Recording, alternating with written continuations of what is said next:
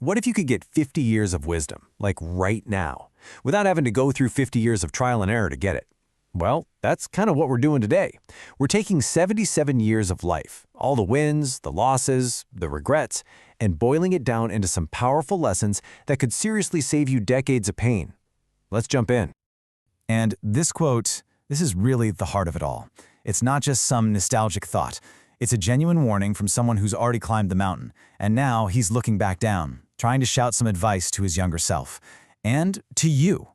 Because this is about your time, right? Your one shot at this life.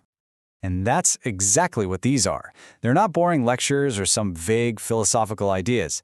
Think of them as cheat codes, a map through the maze of life, earned the hard way, so you can hopefully shortcut some of the most common and painful traps.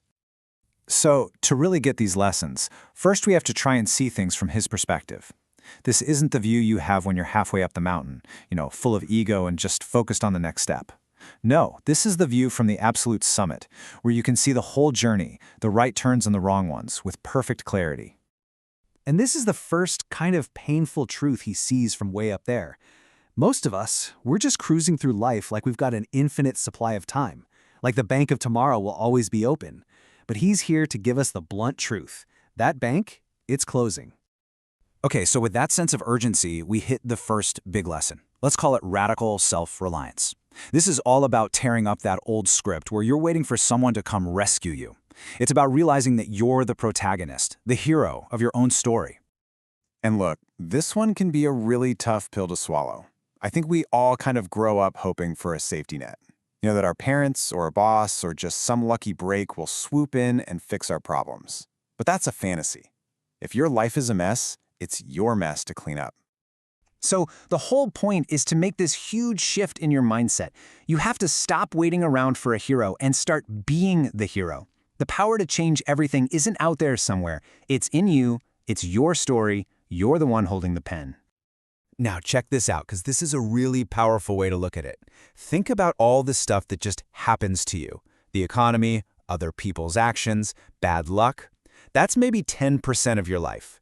But that other 90%, that huge piece of the pie, that's how you react to it. And that part you control completely.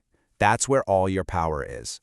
And this quote just nails that 90% rule, doesn't it? Your whole reality is filtered through the lens you choose to look through.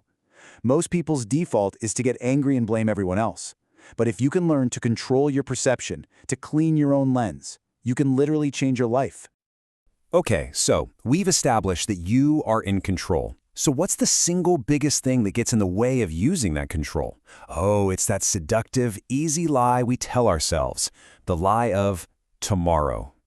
And that's exactly how our 77-year-old guide sees it. He says tomorrow isn't just the next day on the calendar. Nope.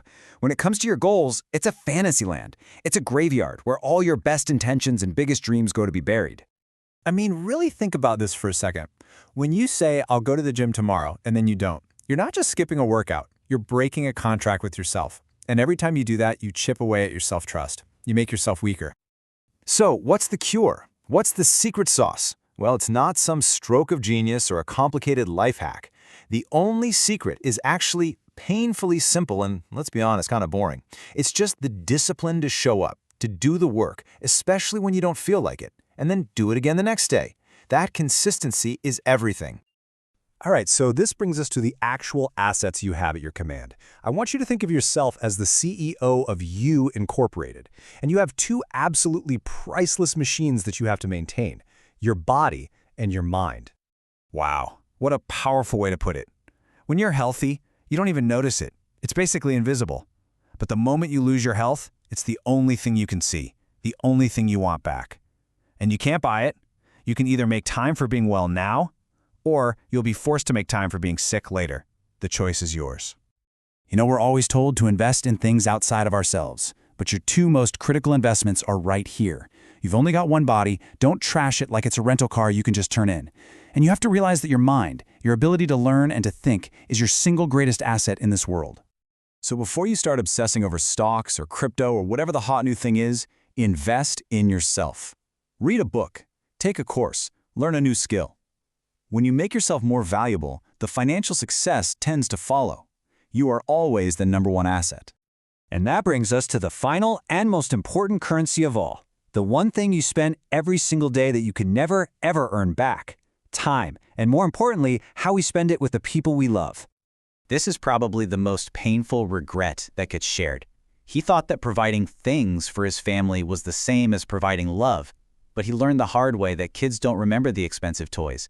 They remember you being there, your presence. They remember you looking at your phone instead of at them.